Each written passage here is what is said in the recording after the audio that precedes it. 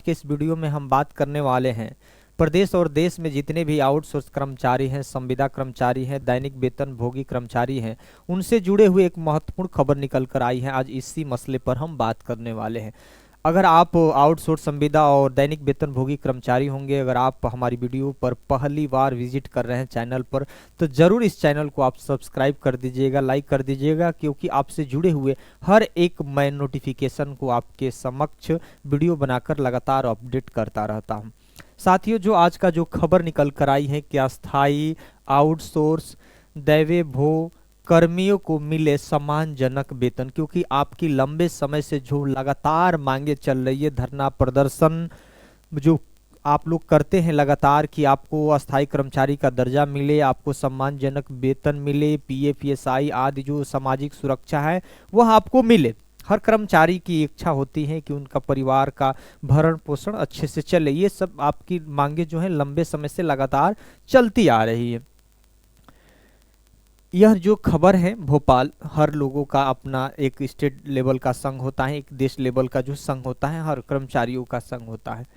विभिन्न विभागों में काम कर रहे अस्थायी कर्मचारी, दैनिक वेतन भोगी, आउटसोर्स अंशकालिक कर्मचारी की 15 सूत्री मांगों को लेकर मध्य प्रदेश लघु वेतन कर्मचारी संघ की ओर से चरणबद्ध आंदोलन शुरू किया गया है। यानी आपकी जो मांगे हैं 15 सूत्री मांगे हैं, अब उसमें सरकार कितनी मांगे आपकी मानती है नहीं मानती है, लेकिन हर कर्मचारी अपना एक जो यूनियन होता है, यूनियन के माध्यम से सरकार पर प्रेशर बनाता है, दबाव बनाता है कि जो भी हमारी मांगे हैं उसमें से सरकार को मानना चाहिए। ठीक, इसे लेकर गुरुवार को विंध्याचल भवन के किसान कल्याण व कृषि विकास विभाग में बैठक की गई। इसमें वेतन विसंगति का मतलब आप समझ रहे हैं ना, कि जैसे हमने कहा कि किसी भी ऑफिस में, जैसे आप भी कंप्यूटर ऑपरेटर हैं, एक और लोग भी कंप्यूटर ऑपरेटर हैं, लेकिन काम तो सेम कर रहे हैं, लेकिन किसी का 15,000 तनख्वाह है, किसी का 50,000 तनख्वाह है, तो ये विसंगति है। यानी समान कार्य के लिए समान वेतन भी आपको मिलना चाहिए। या आप सफाई कर्मचारी के पद पे हैं, एक गवर्नमेंट एम्प्लॉय है, उसको अच्छा खासा तनख्वाह मिलता है, और एक आप संविदा पे है, आउटसोर्स पे है, तो आपको मिनिमम सबसे कम मिलता है, जिससे आपका परिवारी मतलब गुजारा जो भत्ता कहा जाएगा, गुजारा जो नहीं हो चल पाता है, ये समझ लीजिए।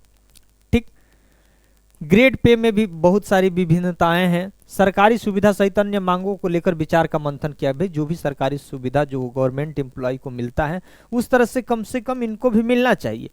बैठक में निर्णय लिया गया कि संघ की ओर से चलाए जा रहे चरणबद्ध आंदोलन के दूसरे चरण में शुक्रवार को कर्मचारियों द्वारा जनप्रतिनिधियों को ज्ञापन सौंपे जाएंगे। ये जो आंदोलन हो रहा है जो सिस्टमेटिक और चरणबद्ध तरीके से, ये कहा गया कि भाई कम से कम जो भी जनता के प्रतिनिधि है, जैसे सरकार तक बात पहुंचाना है तो पहले उनके प्रतिनिधियों से मिलिए, उनके विधायकों से मिलिए, उनके एमपी एमएलए से मिलिए और अपनी बात वहां रखिए। वो हो सकता है कि विधानसभा में जाए, वो हो सकता है कि लोकसभा में जाए, वो आप हमारी बातें क्या करें, सदन में उठाए। तो चरणबद्ध तरीके से आपका आंदोलन चल रहा। भोपाल में कर्मचारी दक्षिणी पश्चिमी विधायक भगवान दास के बंगले पर दोपहर 1:30 बजे पहुंचकर ज्ञापन देंगे। इसी प्रकार प्रदेश के सभी जिलों में कर्मचारी किससे मिलेंगे भाई, जो भी जनता के प्रतिनिधि होंगे, सांसद होंगे, विधायक होंगे, प्रभारी मंत्री को ज्ञापन देंगे। क्या है इनकी प्रमुख मांगे? पहले तो अस्थायी कर्मियों को नियमित कर्मियों की तरह क्या मिले, सुविधा मिले। दूसरी है अंशकालिक दैवे भोग कर्मचारियों को नियमित किया जाए, जो दैनिक वेतन भोगी कर्मचारी हैं। आउटसोर्स कर्मचारियों को 25,000 वेतन मिले, 25,000 से कम किसी का वेतन न मिले, एक सम्मानजनक तनख्वाह मिले। दूसरा, आउटसोर्स आयोग का क्या हो, गठन हो। अभी तो उत्तर प्रदेश में आप लोगों ने देखा 2 सितंबर 2025 को आउटसोर्स सेवा निगम का गठन हो चुका है। अब उसको जमीन पर कब उतारा जाता है, ये बहुत सारे कर्मचारी उसकी प्रतीक्षा भी कर रहे हो। लेकिन साथियों, ये आपकी प्रमुख मांगे हैं। अब सरकार इसको चरणबद्ध तरीके से आपका आंदोलन जारी है। कहाँ तक कि सरकार पर दबाव बन पाता है, कैसे ये अपनी मांगे को जो आपका यूनियन है कैसे मनवा पाता है सरकार से, अब ये आगे का विषय है। जो भी आपसे जुड़े हुए अगर कोई अपडेट नया आएगा तो मैं ज़रूर आपके समक्ष वीडियो बनाकर मैं अपडेट लगातार देता रहूँगा।